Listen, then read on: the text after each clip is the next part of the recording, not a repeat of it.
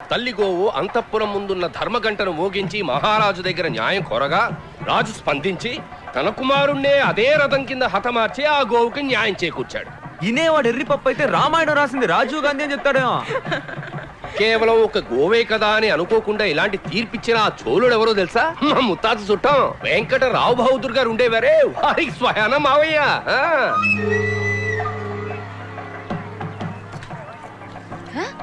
రే రే రే దెబ్బతలకాయోడా, గుడికొచ్చి ఇలాంటి పాడు పని చేస్తావిట్రా? హైనస్ కి చెప్పమంటావా? చెప్పు, నీ కొడుకు ఏమైనా తక్కువ తిన్నాడా? అడు చూడు.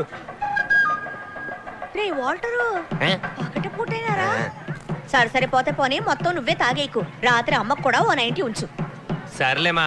ఏటో రాను రాను రాత్రుళ్ళు మందు కొట్టకపోతే నిద్రే పట్టట్లేదు. అందుకని ఈ గుళ్ళో ఆయన కాలం నుంచి ఇప్పటి వరకు ప్రతి సంవత్సరం మాఘమాసంలో వచ్చే పౌర్ణమి రోజు.